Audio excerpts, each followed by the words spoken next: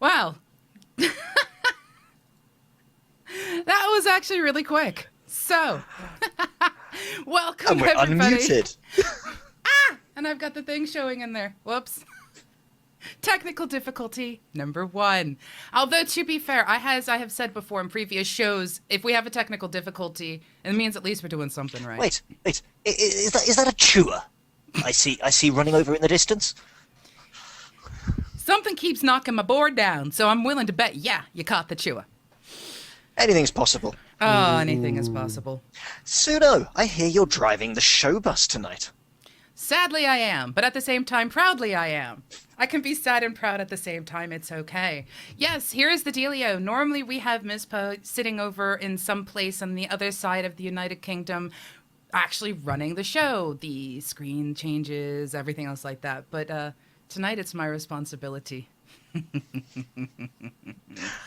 And you may have noticed that the walls behind me have changed colour.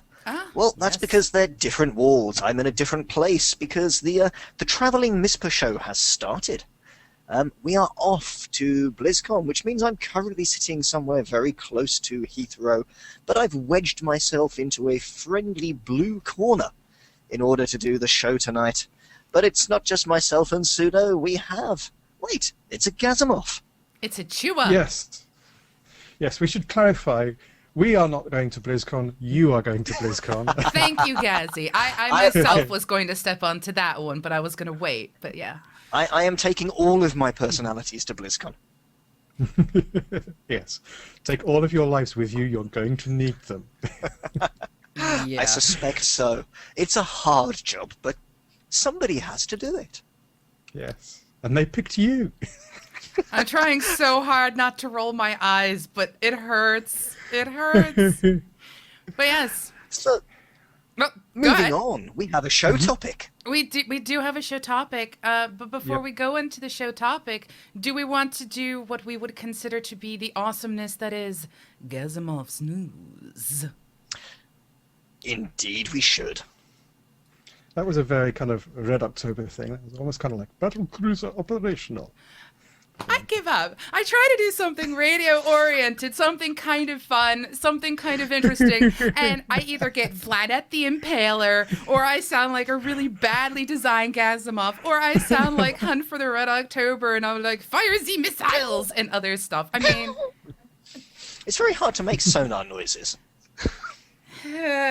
Gazimoff, I do believe you have some news for us. Yes. Gone to sonar. One ping only. So there were 2 bits of news that I was really looking at for this week. The first piece of news that I thought was pretty interesting and pretty relevant was that the City of Titans MMO has successfully completed their Kickstarter. I believe that's what it's called. This was the remake of City of Heroes, fan-funded project that they were looking to kickstart, hence the Kickstarter, as a replacement. A lot of people looked very fondly on the game and were pretty upset when it was closed down and looked to try and get things restarted. So they've completed their Kickstarter and they're now looking to move the ball forward on that. Sorry, Pseudo, you sounded like you were going to leap in there. I'm just sitting here going, eee! I love City of Villains, and it's City of Villains to me, and many people are like, no, it's City of Heroes, but I personally absolutely loved City of Villains and City of Heroes, and when they closed it down, a small little tiny part of my heart wept, and I miss that part of my heart, and I can't wait to see if this will actually be able to replace that part that was missing.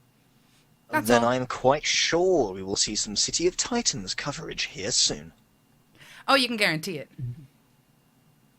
Go ahead, Gazzy. Indeed. So, okie doke. So they've completed their Kickstarter, so hopefully we'll find more information about that shortly. The second piece of information that's come through, which we'll no doubt talk about at more length on Cosmotronic, is Wildstar's beta. It's been pushed back now to December, with Carbine coming out and saying this is their big setup and their in terms of what they're doing over the next couple of weeks. But the big kind of piece of news from all that was that the beta that people are eagerly anticipating is now going to start in December. So it means that winter beta is coming. Hashtag. Do people actually say hashtag? Hashtag winter Well, beta is coming. That's it's actually what they sort of started as part of their thing. I will state this though, there is that one other lovely bit of news about this stream on Saturday, that they're going to be doing their first drop. Yes, so their first class drop is this Saturday. I do not think it's going to be revealing one of the two new classes, either commonly known as Redactineer or Redactic. I think those are the two names that are being thrown around at the moment. But we're more likely to get a recap on the existing classes, class by class, just to kind of catch up on everything that's changed about them since they were first introduced. A lot's happened since we first saw them. They've had feedback from the various closed beta test phases. And they're kind of eager to bring it back and say this is what they've changed about them, both in terms of abilities, mechanics, look and feel, what the gameplay is like. And I think the live streams are the best way of doing that. And we already saw recently the Spellslinger and the Stalker being demonstrated. And I think that being able to have a big deep dive into each of the classes, both in terms of maybe a dev speak, but live stream as well, I think that's a fantastic idea. But yes, more on Cosmotronic when we go into further details. And I think it's a great format. It's really a good idea for people to actually eyeball this stuff as it comes out, because Carbine are Carbine.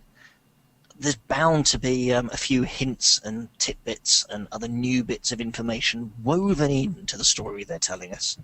Well, I'm going to be really, really curious personally to see which one they bring out first. I mean, Does the channel have any guesses? Hope not. I hope they can't, have some guesses. I can't see the channel. That's why I'm asking. Well, so far they're just talking about the fact that we agreed it's not going to be the first class you're not going to get as Redactineer or Redactic. You know, it's just not going to happen. But at the same time, when you're live, things happen and people say things and then things get cut out afterwards. So if you're watching it live, you might just get your hands on some juicy tidbit of information that might not be there at post-production. Even I know that with us. Possibly imagine or think of what you're actually referring to. No, not at all. Anyway. I have no clue. But yes. So, I get to be host tonight, everybody. It's exciting, but at the same time, terrifying. But anyway, yes. So, is there any other news that you wish to tantalize us with, Gazi? I think there are two very brief bits. First of all, Funcom have opened registration for the Lego Minifigures online beta. Lego Minifigures was something that was announced at Gamescom back in August, and it's a kind of Diablo-esque style MMO where you've got a top-down viewpoint and you can control various different minifigures. Yeah, and there's a little bit of a Pokemon-y feel in terms of being able to collect different minifigures and play as though with those characters and chop and change between them and stuff like that. So a load of information out there if you want to find out further details. But it's particularly great if you're looking for something that's a kind of like pocket MMO, easy to access, or if you're looking for something that's going to be quite easy to play with other people, particularly if you've got a kid or a nephew or something like that you want to introduce to online gaming in a relatively safe way. So beta registration is open for that. And then the final bit is a new raid is coming to Dragon's Prophet. So Dragon's Prophet, the SOE MMO that's been out for a good fair while now, a good couple of months. They've going to be introducing their first raid to it. I think later this month, I believe, what they're saying. So more raiding, awesome. Well, Never a bad thing. you have to ask yourself the question, is this the right time to do it? Should they had it out before release? You know, Well, little things yes. like that. But, you know, at least they're kind of, you know, giving people what they want. Maybe they just expected it to people to take, you know, a couple months to level so people wouldn't want the raid content or what have you. I mean, that brings up the typical topics that we usually discuss. Is it the right thing to do to leave these things out? Should it be there ahead of time? However, what I think I'm going to do is I'm going to throw to you two an incredibly nasty question.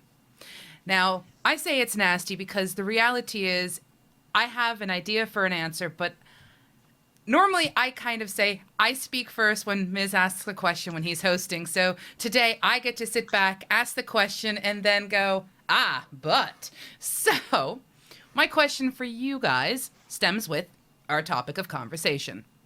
We're seeing a lot of comments about betas, like you've mentioned in your news, Gazi, and we know that a lot of us are waiting for winter for a particular beta of a particular game that we're really excited about. However, when it comes to games, now I'm going to preface it specifically with that. When it comes to games, because application development is different, software development, computer development, etc., IT systems completely separate. But when it comes to games, what should a beta be used for? Who wants to strike the iron on that one? Well, I'll jump in there with probably a counter question to start with in the very beginning, and that is to say, what is your intended purpose and where are you in the cycle? Because it can either be owned by two elements. This can either be a development-led beta, or it can be, in my view, sadly, a marketing-led beta. And of course you get extremes of both. Now, I'm yet to see a company rock up and say, here's our beta, the whole world can get into it, or we're simply putting it out there for marketing purposes. I'd actually give someone credit if they actually do that, because I feel that a number of organizations are kind of doing that by stealth, but they're not particularly stealthy with it. But the question I would say is this. If you're trying to produce a development beta where you'll say, go test our stuff, poke it, prod it, jump up and down on it, break it, cut it into little pieces, or whatever it is you want to do to it, you must have a solid mechanism for dealing with feedback, communicating back to your beta community, whatever size it is, and then illustrating and showing how that feedback has actually affected the course of the game. So I would look at that scenario and go, if that happens, hey, it's a real beta. Have a gold star. Go to the top of the class. If that doesn't happen, I start to look and go, to what degree is this marketing fluff? And apologies to marketeers, marketing is very valuable. But why do we have to put the word beta on it? There should be two different things. So here's my line in the sand. Beta should be owned by development and test. It should lead to a cycle of iterative changes upon which you can see results. That's my line. Okay. That's a fair enough line. And I'm actually going to, before letting Gazi go, just throw one thing out to add for Gazi to play with, because I think us tag teaming Gazi tonight, being the Chewa that he is probably a good way for us to go. I think in a way that you're slightly wrong, Ms., and I will go to my explanation later. Oh, yes. However, I will state, if you are going to have users involved, and most users are not prolific in the understanding of development cycles, most users do not understand terminology, doesn't it make more sense to use a term that they understand means there's going to be bugs, there's going to be issues, things are not a polished format? But we will let the Gazi go first, so hold your tongue, young man. Hold your tongue. We shall let the lovely Chua speak. Go for it, Gazi Chua. Okay. So there are two things. If you're making a beta, or if you're saying, welcome to our game, here you can play the beta, then that beta, as Mizpah says, has to have iterative feedback as part of the development cycle. One of the most commonly used terms for this process is agile, and where you have a continual feedback loop where you're releasing new content or you're updating new parts of the game, and then putting it out there, collecting feedback, and putting that in as part of your redevelopment. Quite commonly done when developing computer games. Even offline or single-player games have that sequence of events, but most of the time they're done with focus groups and stuff like that, and core testers. You only need about 3 or 4 people if you're going to be testing a single-player game usually. You don't need a huge mass of different people to test all the different permutations of content. The danger with beta is twofold. First of all, people play beta as kind of an early access demo or pre-release combat content, and if you're if your beta is poor, it can tarnish your game. So there's that risk associated with it. It's why people tend to be very closed with their early betas, to say they're only going to let a small number of people in because things are expected to be broken and they all need to refine it and change things and update things. But mainly it's there to test, one, is the game actually fun to play? Because the designers might think it's fun, the programmers might think it's fun, but the games playing public at large, they might say, this is not fun. This does not entertain us. This is not new, novel, interesting, exciting, none of that. The other question is how early or late in the development cycle are we actually getting a look at it? If it's nice and early, like Wildstar and like Blizzard are with their betas and a couple of other firms are with theirs, then fantastic. You actually have an opportunity to influence that development cycle and help to steer the game onto the right path. If the beta happens very late in the development cycle, then it's much more of a kind of demo, pre-release, early access, that kind of thing. Particularly if they turn around and say, oh, we're not going to wipe characters at the end of beta, we're going to just let people continue. All that then is basically a marketing exercise. Not a beta. It's not a beta, it's a demo, it's early access. This is the important thing. You have no opportunity to feed back. The important thing to bear in mind, though, is that beta feedback is no longer just filling in bug reports and letting people know how things have gone. There are things like stress tests to say, is your system up to handling masses of people while they zerg into your login system? Some we've seen don't survive that when they go to launch. It's, can we collect the statistics from people playing the game? What do they do? What mobs do they fight? Do they die a lot? Do they not die enough?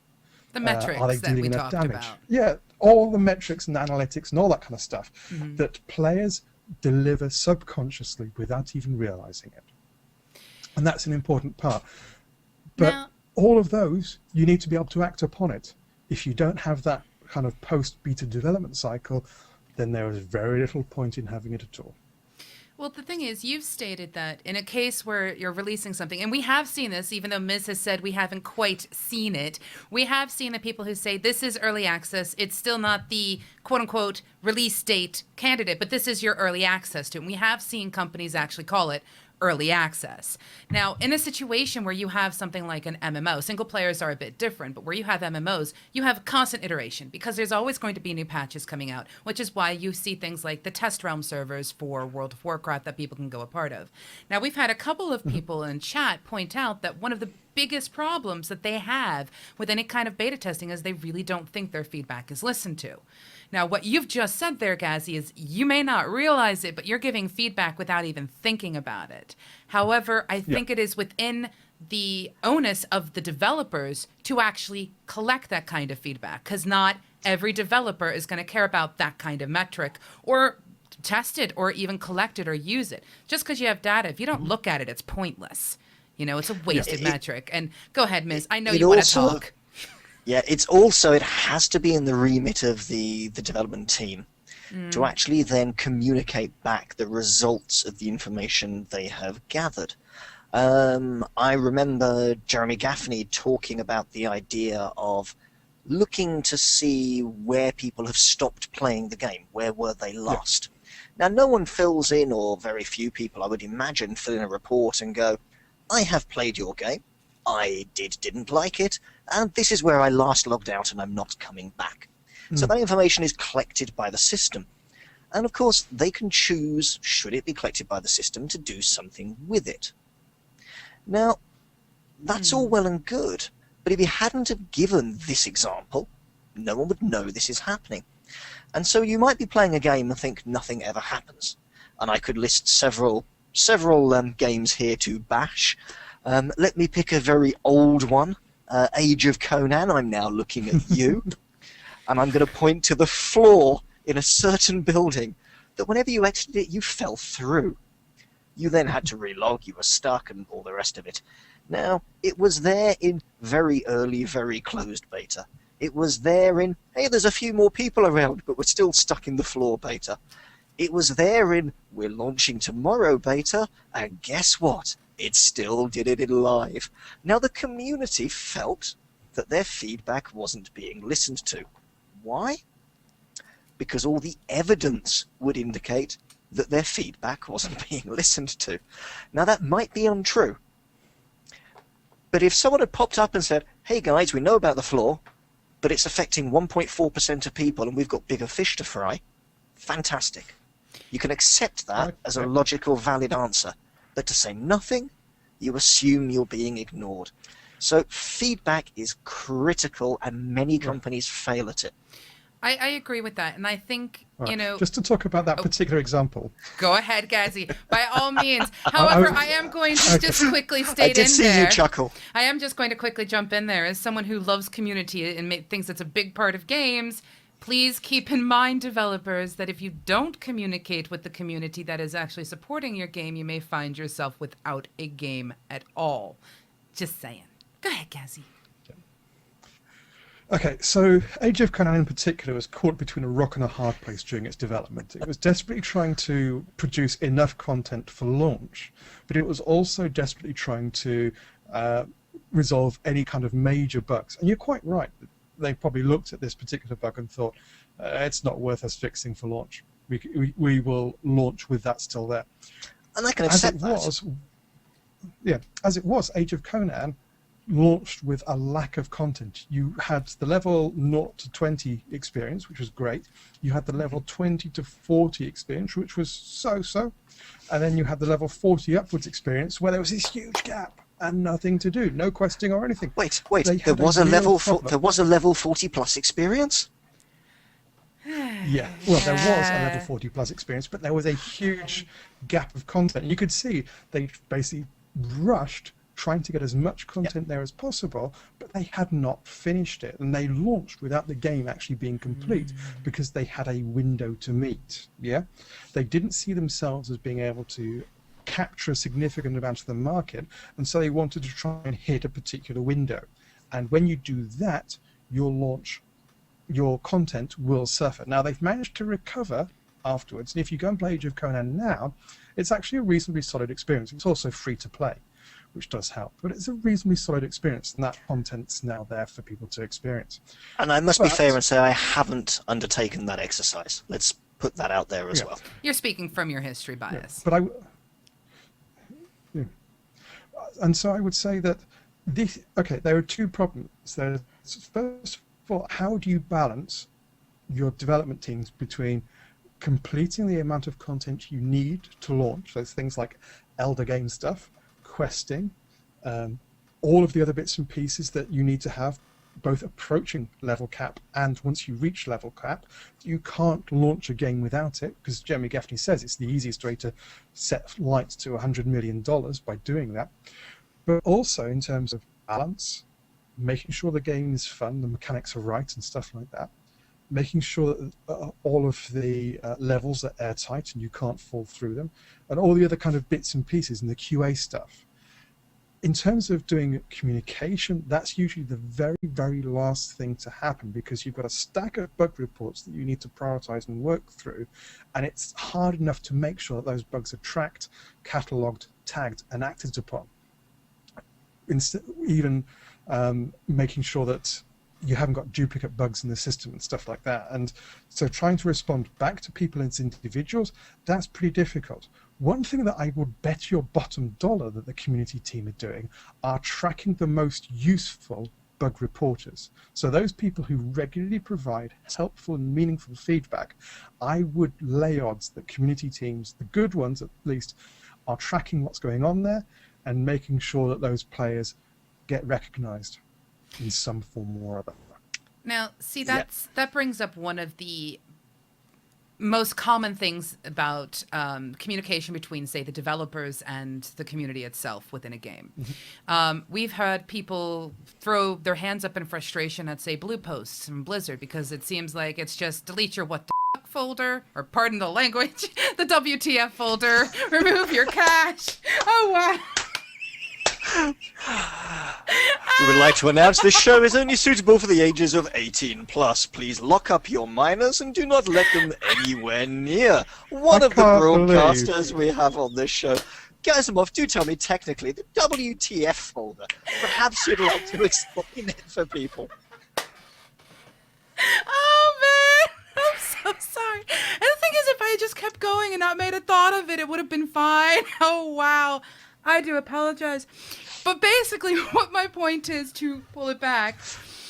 So there's a folder that has the acronym WTF, which contains individual settings within the context of World of Warcraft. Oh wow, I'm actually crying a little. I'm so sorry. But anyway, they seem to repeat the same information that everyone gives, or it seems like, you're not getting any feedback. Now, in some cases, now I'm going to kind of pull it away from games a little bit. In some cases, there are some companies out there who publicly list their bugs so people know where they're at, where they know whether it's going to be fixed in an upcoming patch or not, whether they know that it's being tested or what have you. Do you feel that revealing that kind of information en masse from a game would actually help improve the communication between the community and the developers? So if someone says, hey, I reported a bug that every time I step into this hole, I disappear or I vanish or my pet dies or something, they can actually track to see that, hey, other people have had this problem, or even, hey, they are recognizing and working on it. It's part of another patch or something. Right. There's two reasons why that doesn't happen. You go, Gazimoff. The first reason is that... The first reason why that doesn't happen is because if you have a list of open bugs that have not been resolved, then clever people work out how to exploit those bugs for their own benefit. For example, if there is a hole in the floor that that people can fall through, then how fantastic is it to be able to go onto a PvP server and fear that person into said hole in the floor repeatedly? Yeah? Great. So that's one issue. It's something you would do, isn't it, Gazzy? Oh, yes. There was a problem. Okay. In Ironforge, there was a hole in the floor near the post box that you could fear people into. Also, if you polymorph near the post box, then the sheep might accidentally walk into the hole in the floor as well. Yeah. So that's one reason, because if you announce these are our current open bugs, people will exploit them in however possible. And players are always more imaginative than developers because they don't know what's theoretically possible. And there's just more of them. Well, it is a numbers game. More of them, yeah. Well, that's the thing. I mean, yeah. So, yeah. But so that's one aspect. But the other thing is that if you look at the patch notes, they'll often say we've fixed this bug, this bug, this bug, this bug, this bug. So you can usually see it after the fact, but not before the fact. The only time you will tend to get an acknowledgement to say we have received your bug report, thank you very much for letting us know, is when you have identified a major security flaw where there is a risk of either character loss or financial information creeping out. If you say to them, we have discovered this mechanism that's going to that can potentially be exploited, and we recommend you close that loophole as quickly as possible, quite often a company will turn around and say, we acknowledge your bug receipt and we are investigating it. Thank you very much. Just to also let you know, WTF stands for Warcraft Text File. Yes. Yes. I will let people know I know that. It's just the fact that I've had to, throughout my entire World of Warcraft career, delete that darn thing so many times it literally became one of those things. So, publicly speaking, I apologize for the use of profanity. But anyway. I'm quite sure there'll be a bleep on the video version by the time we get there. Oh, there will be, but it's just one of those things. Now, we've had Abs Nerdity point out he could see certain bugs being listed, like this quest can't be completed because X doesn't happen, Y doesn't happen, etc. Now, while I can understand that, I kind of feel that there has to be a line drawn in the sand. You either reveal it or you don't reveal it, because if you have to have some kind of gateway for which you reveal what bugs you're actually going to have available for public consumption, so to speak, you need to have somebody sitting there to actually be that gatekeeper, and that can actually impact a bit of the development team, because you're taking someone's time to be that gatekeeper. I would actually argue that could also be handled via policy. So should you have a discrete bug that affects an individual or a class in a certain circumstance, and it's a percentage of your player base that you find tolerable, you're possibly not going to announce it as a listed open as of yet unsolved bug. Should you have something that's universal, that affects a goodly percentage of your player base, and something that perhaps you know you can fix but you can't fix right now, it makes sense to acknowledge that fact, to actually communicate positively, to go, we know about this, we're doing this first, then we're going back to this thing. And if you're seeing that, I would argue you're looking at a proper beta. Yes, and those are usually listed in patch notes under known issues, where they will say, these are our known issues for this current closed beta test. We've already caught them. If you want to submit further bug reports, you can do, but don't feel it's necessary to. It also provides people useful information if they're on beta forums, so they can search for those known issues lists and say, okay, well, this one's already been reported. I don't need to create a forum thread about it. You know, Now, I think we're having a slight technical issue here. error. I'd like to throw something new into the mix we haven't yet touched upon, and I think it's pretty key to the idea of the mindset behind a beta versus marketing. And this is simply this. What should you reveal publicly about a beta? And what are the pros and the cons? Because if you keep your beta in a box, if you don't know who's in the beta, you have environments where people can say, hey, I'm in the beta for ABC Climbs the Mountain. Someone else can say, it's Fight Club. You don't talk about Fight Club. Something else can be, anyone can talk about anything they want and stream it. You've got all these extremes. And there's got to be pluses and minuses to each of them. And of course, I, as usual, have my own opinions. But I'm going to bounce it back the other way. How should a beta be handled to allow the developers the greatest flexibility to deliver the best product? Well, I'm going to bounce in first, and I'm just going to state, the moment you state that there's a beta and a game is involved, you've got instant marketing. So you trying to draw a line between an actual beta versus a marketing beta, I think the difference becomes the moment you start saying, free stream it, free do whatever with it, you don't need to have an NDA, you don't need to follow. The moment that NDA is listed, to me, is that line where it becomes more about marketing than anything else. But if you are developing a game and you just come right out and say, we have a closed beta, that's marketing. I don't care what you say. Because people are going to be like, oh, there's this closed beta. Have you heard about this game? That's if they're interested in it. So in a way, it's sort of free advertising. So unless you keep everything completely under wraps, hand and cherry pick people randomly by sending them some kind of email that says, I don't know who you are, but I just thought maybe you might want to come in and check something out, download some software and check it out. It's nothing bad, trust me. Unless you do something like that and you really handpick from a great populace, you really can't say that it's a non-marketing beta, or there's no marketing involved, I should say, in it. That's probably a better way to say it.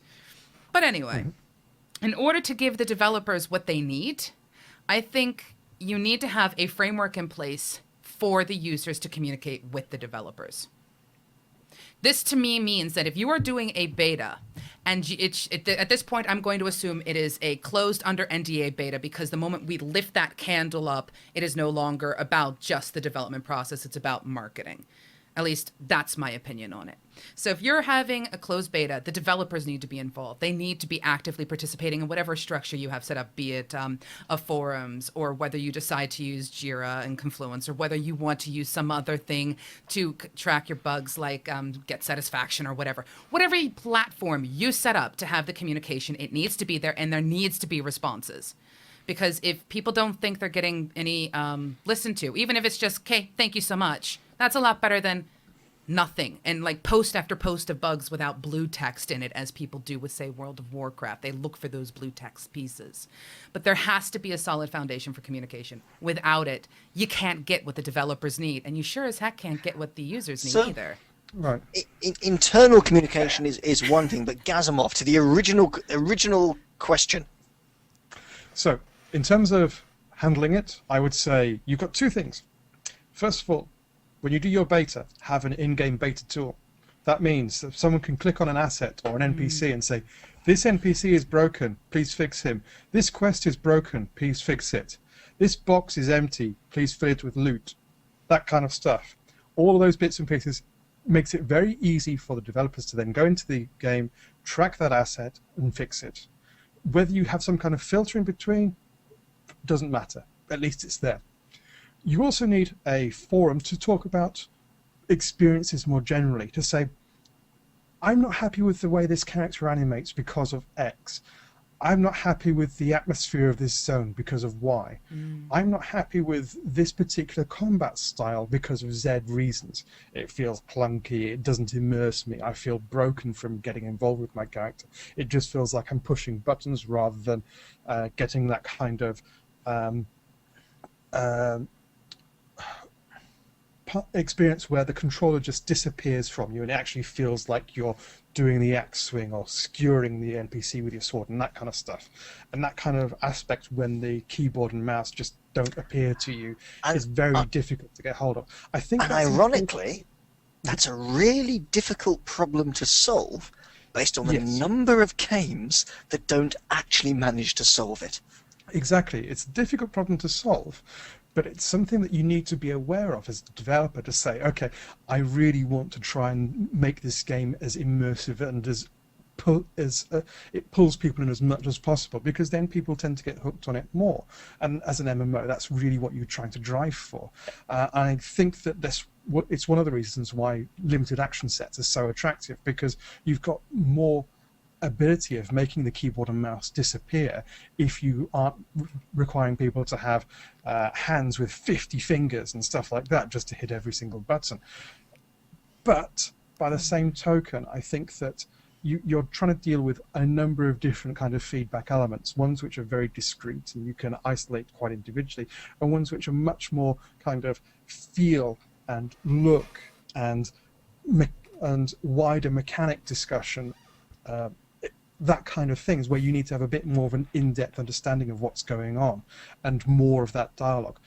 But also in terms of going back to the kind of structure of beta, I think it's very important to have a small beta to start with, where you can explore all these issues and get the really clunky things out of the way and then slowly ramp it up. I don't believe in having a big bang beta right at the start, because you've got so many things that can go wrong. This is the path that Hex, the card game, is taking, where they've kind of hit a bit of a wall, where they've been trying to get their beta going, and inviting all of the backers in, or alpha even, inviting all of their Kickstarter backers in, but they just don't have the server capacity. I'm not sure that's the right way of doing it. I think they should have started small anyway, but that's my two and six with that. On a similar related note, what do you think of the reactions in the community to Hearthstone and to the beta there? Because obviously a lot of people are going, a lot of demand for keys, not enough keys, let us in. Other people going, well, it's not really a beta, it's a finished, polished game. I have to say, I have to argue against that, playing a fair bit of the beta. I'm just interested. Pseudo, what's your take on that particular beta? Well, having played Hearthstone myself, I'm going to tell you it definitely feels like a beta to me, just in general. It feels like a beta because there are a lot of mistakes, errors, clunkiness, crashes, etc. It's definitely not a finished game. What makes it not feel like a beta is the fact that you don't have that responsive feedback.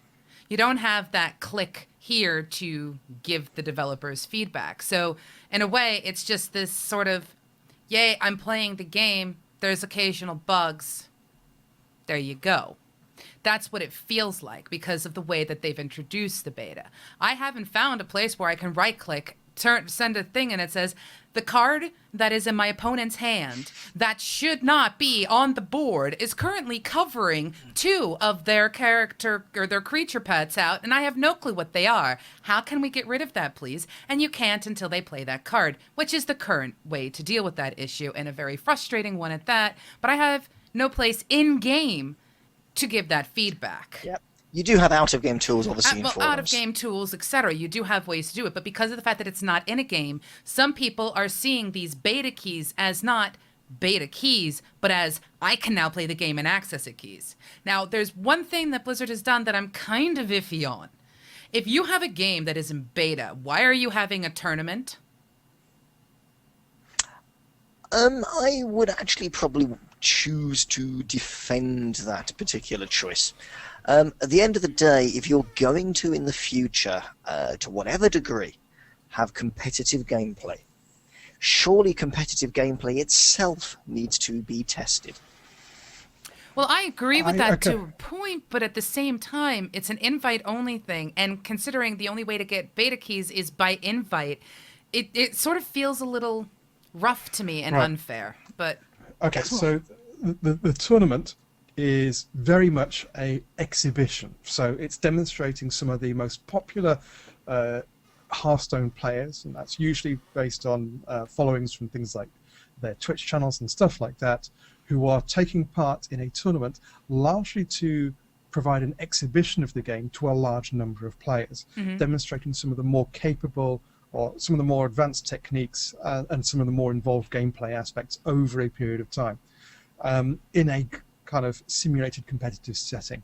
I am not expecting there to be much more than bragging rights at the end of this tournament for people. well, I'm not expecting people to get a kind of major cash prize at the end of it. However, I think that future tournaments, once the game goes live, will definitely have that. But right now in beta, it does not make sense for that. I agree. And we had Olgit point out, how can it be a beta when you can spend real cash? And someone else has also mentioned out that there's not going to be another wipe of cards. So, you're looking at when you have, let's say that, let's even take it to an MMO kind of a thing. When you have a beta where the character that you were leveling in beta, the deck you were playing in beta is not wiped on release day, is that really a beta? And there's some validity there. I would say the state of the game means it is a beta from first-hand experience. I mean, I've done a fair bit of streaming on the various Tuesdays, as people know. I had some very happy people walk away with some beta keys because of it. But you have to test everything. Would you really want to launch the game and then say, hey, we'll test taking cash out of your bank accounts? Oh, wait, it's gone wrong. Oops, sorry, we didn't test it. That would get an awfully big backlash as well. So I guess by dint of visibility and size, they're a little bit in a damned if you do, damned if you don't scenario. People will still complain.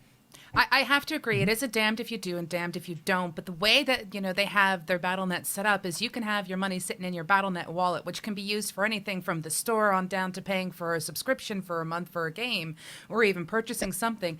If that's the interface they're using, fair enough. They're using API. It's okay. There's a bit of, a slight testing stuff that can be done.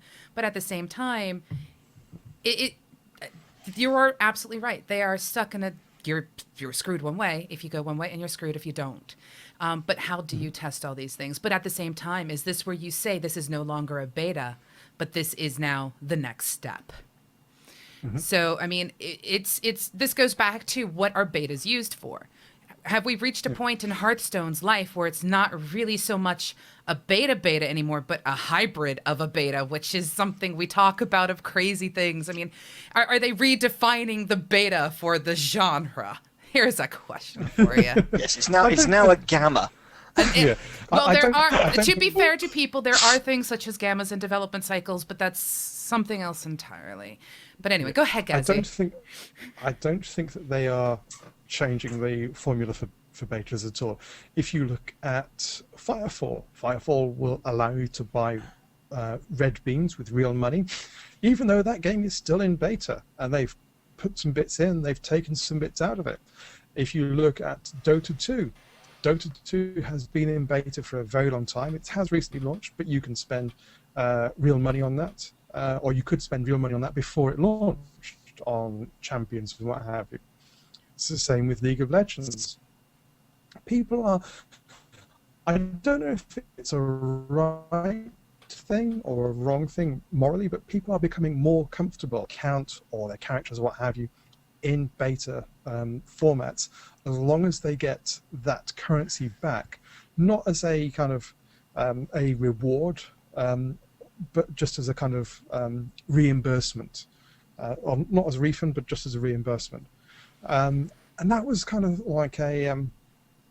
it also happened in Evening Guild Wars 2 when they turned around and said, okay, we want to test our gem store system. If you take part and you buy gems from our gem store, we will give you an additional bonus when the game goes live. And Like the see, Gold that- Gelb in Mecha Talk at the moment. But see, that's the thing, you know, they're very blunt about the fact that this is what we're testing. This involves real money, so be it. Someone had then said, though, for you, Mizpah, since we know that you're a huge Hearthstoner and everything, would you be okay with there being a complete wipe of cards when they Yes, bring absolutely. release out? Do you Yes, think that absolutely. would be the fair way to take it? I can see the arguments both ways. If I wanted to step towards the most fair environment, then yes, but there is an issue with it. And the issue is this. You're going to need some gauging and spread of players and abilities and deck compositions in order to start grading people well and efficiently between ranks. If everyone starts at 0, how do you pick who plays who? You need that little bit of spread and differentiation they've got to get from somewhere, and they've got the opportunity to seed it by how they transition from beta to live play. Well, wiping So, your ranks again- is different than wiping your cards. You could use the MMR and still use the hidden MMR, and yes, and that's probably the direction that I would go in, but they haven't publicly talked about how that's all calculated. It's just a ton of speculation, and I think we can make good, educated guesses based on SC2. But we don't necessarily have facts there. Would I be comfortable with all bought packs being refunded again and cards being wiped? Me personally, yes, I would. Do I see the value of being able to differentiate between players and ranks for the purpose of starting the game in a stable way and matchmaking? Yes, I do. And somewhere between those two stools, they need to actually find a solution. And we know what we think they're going to do. But I believe the actual wording was, this is what we think we're going to do, but we can still change our mind. Mm-hmm. So who knows what will actually happen at the end of the day. Yeah. But unfortunately, Pseudo, Gazimoff, as you know, I am on tour, so to speak. Yes, Which I means I Gazi, very shortly show have to go without and him. play... I know. Very Well- shortly I have to go and play with an airplane. Well, Which I was means- going to say one thing.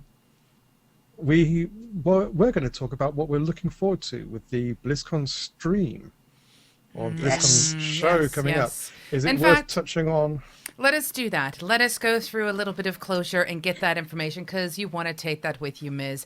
I'm also going to point out for you fans of Reddit, we do have a Reddit question up right now for Mizpah with him heading off to BlizzCon. If you have questions and you would like to do that through Reddit, you can do so. If you want to send it an email at voice at MMOBuff.TV,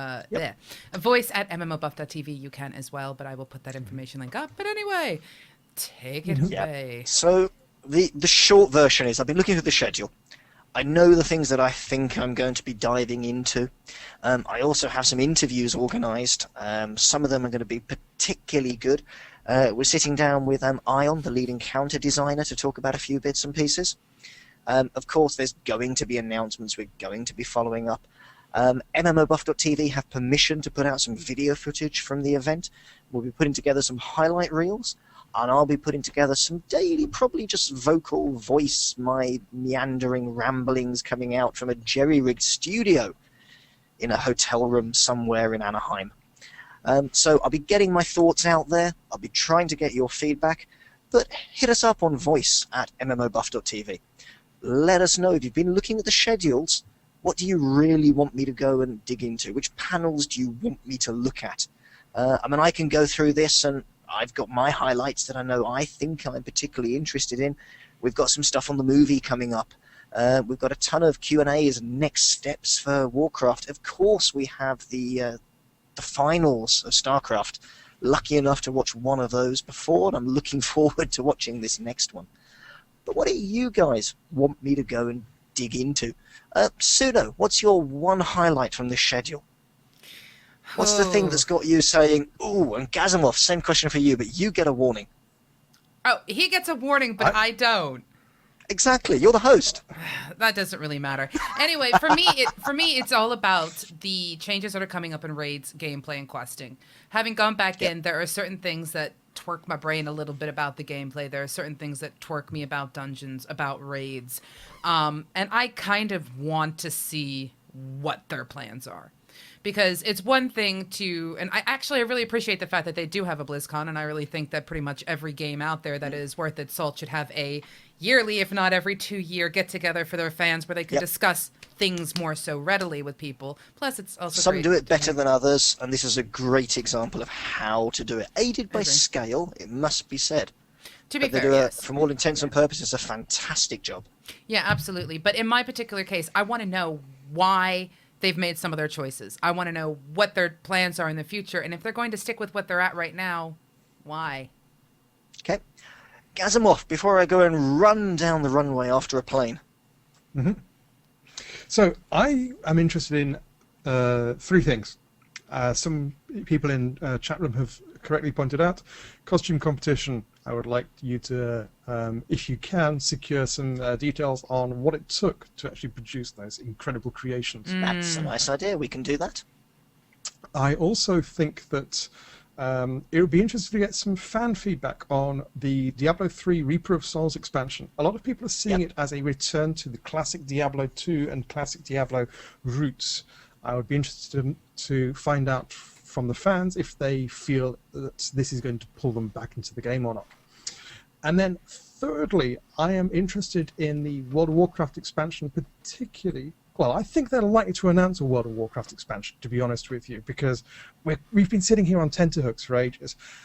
I would like to know how they're going to pull players back into it, particularly those seasoned MMO connoisseurs that have been dining on the Secret Worlds and Guild Wars 2 and other action-based MMOs, and they're thinking, well, Warcraft feels a little quaint right now. So what are they going to do to pull players back? They have a huge mission ahead of them. And I would love to dive in and interact with people in the chat right now, but I think time is defeating me. So I'm going to hit the magic pause button here and disappear. And of course, we'll leave Pseudo and Gazimoff to continue the conversation. But of course, they will be in touch and I will be in touch. Get us your thoughts, get us the conversation. I will watch the remainder of the show as soon as I land, I promise. So anything they say will work its merry way to my ears, so I can duly ignore it. No, I mean act on it. I'm just going to let you know before you disappear. Just before you disappear, we are going to let them know there is going to be some slight scheduling changes. Oh, yes. So, there's going to be some interesting stuff, and there's going to be some great stuff to talk about at Cosmotronic. I'm off. Goodbye, this is Mizpah, disappearing early. Thank you, everybody. Au revoir. Mute your mic and, turn your camera off. There you go. Hold that plane. Ball.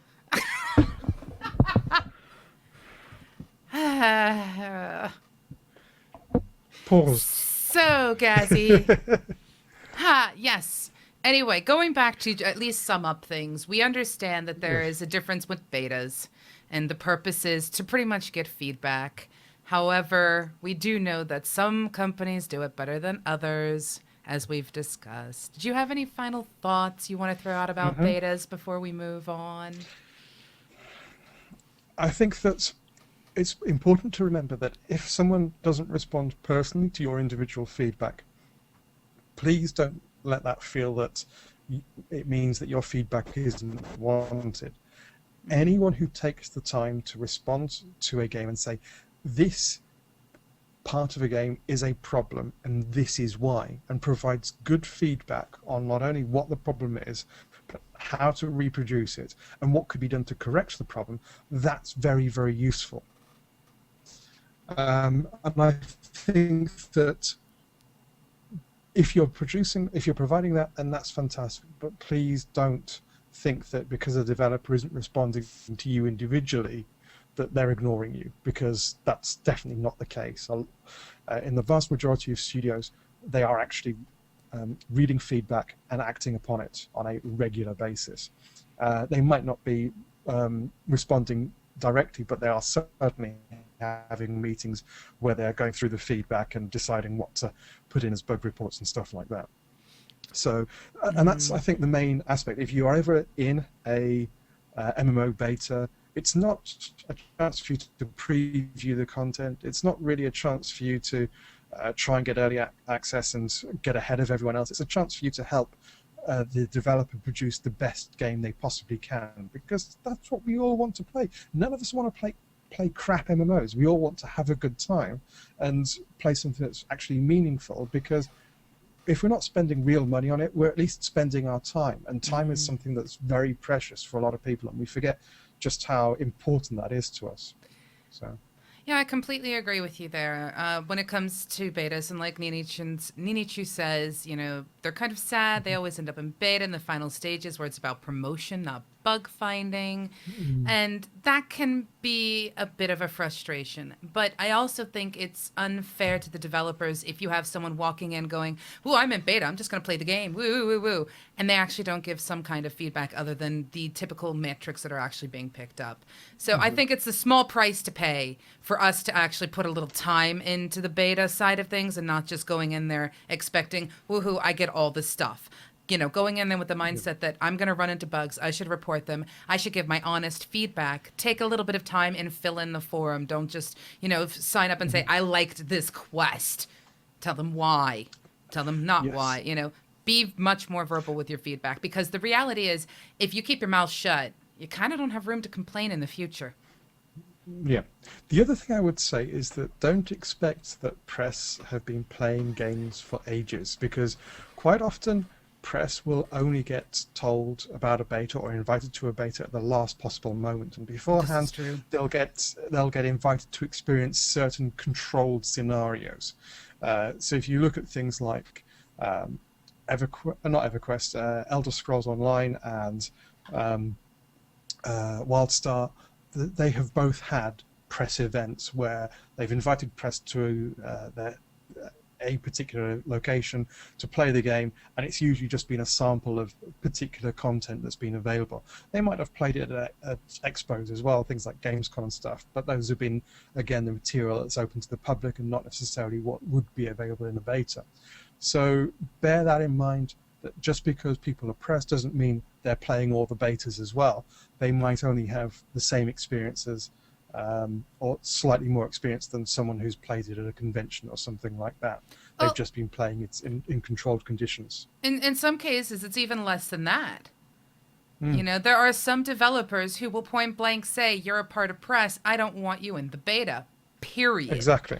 So, you know, the reality is there's going to be some games, there's going to be some situations where you find that the reporters who are trying their best to get coverage to you have never been allowed to touch the game because they're press. That happens. Yes. I've had point blank told to me, you're press, so no, we're not going to include you in the beta, ever. Yep. No offense to you. It's just we would much rather not have anything written, even under an NDA. It's like, sign an NDA. No. We just don't, we would prefer, actually, just not to have press involved in the beta. So do keep that in mind as well. Press does not make you privileged. Indeed. Indeed. But yes, what we should do, because we are at our time of times, I wonder, should I let you do the awesomeness about the news with the fact that we're changing times a little bit this week for our shows? Yes, so... Ooh, I will let Gazzy do this one. Okay, so this is to be determined, but things are in a bit of a state of flux this week. In fact, I have a card game called Flux as well, which is somewhere. Completely unrelated subject, but... Yes. Brilliant, just absolutely brilliant. Things are in a state of flux this week. We are likely to be rescheduling some of the shows. So we'll still have Top Draw, which is coming out on Wednesday at 8 p.m., I believe. But we are likely to be rescheduling Cosmotronic to earlier this week sometime, because Friday is BlizzCon. And personally, we want to make sure that we can talk about Cosmotronic and get a load of people interested in it without clashing with the big behemoth that is BlizzCon. Yes. Big behemoth of BlizzCon. That works quite well. It does. You should write an article or a little post about that. But it means we're kind of trying to work out when to do it. So it might be Wednesday before or after Top Draw. It might be Tuesday. We haven't decided yet, but we're going to decide, and then we shall let people know. There is also the added side effect of the fact that Mizpah will be in the States, and there might be a reason why we are moving it up in time. Yes. There might Yes. be So a very good reason. So make certain you are following Facebook, make certain you are following Twitter, make certain you are following Reddit, make certain you are following YouTube, Yes. make certain you are following all of the social media, because this is going to be one of those random kamikaze, ta-da, here's the time for it, and you're going to Yes. want to be there live. Just Yes. trust me So on this. this week and next week will be in a state of flux. This week it's mainly because BlizzCon, and next week, well, you'll have to keep your eyes peeled for that one. We don't want to tell you all our little secrets. Oh, yes, you do. I know you do, but No, basically, I'm going to pull out. Oh, wait. I have the the Gaffney tape here, and I will use the Gaffney tape to prevent you from speaking on issues that you should not be, you naughty chewy you. The Gaffney tape. Did you tell them about the Gaffney tape? We tweeted about it, and we did make it a highlight. As to whether or not Gaffney actually saw it, I don't know, but I do have a roll of Gaffney tape here, so I will happily tape you to prevent you from saying things you shouldn't be saying. Okay. I think though tonight, do you want to do a post show, or shall we just say we're both tired, go sleep, go rest? We are both tired, and I need to kind of look at why this camera kind of does that distortion thing every so I often. think there's something else going on, and I don't think like we used to think that it's just me, or maybe it is, I don't know. Maybe it's just you and me in connection to each other, or connections are all like oil and water or something. I don't know. But yes, roused our love and everything to everybody who is listening. We will be back. Like I said, you are going to want to watch things. I am also going to state that our Razor sweepstakes for the left-handed mouse, might I add? Yes. Yes. So we are basically going to be announcing the winner, but not on the show, because we're going to need to pull the random winner out, and then we will announce it through Facebook and through Twitter and everything. And that individual will be contacted. This is the left-handed Naga that was like, what? Left-handed? Awesome. So yes. And we do have some other things coming up as well. To those people who sent me emails saying thank you so much for the Feria key, you guys are welcome. Hopefully you guys are enjoying Feria as much as I have. And yes, we will be in touch for the Top Draw. We'll be in touch for Cosmotronic. We may have some other random things occurring throughout the week, but like I said, as long as you are following us on all the major channels, and as long as you are paying attention and you get in touch with us, etc., you'll notice that there are going to be some things out there telling you some news, times, dates, Yes, etc. definitely. But yes, I think for today, with all the lovely technical issues and all the other random stuff that we've got going on, we'll probably make this a little easy and just say, I'm going to take time and see if I can put Gaffney tape all over the technology in this place and see if it holds it together for future episodes. But yes, this is Pseudonym saying Toodle Pip, and of course, Gazzy. Just looking at us with a very serious look as we say goodbye. Goodbye. Pseudo, what are you doing with that reindeer again?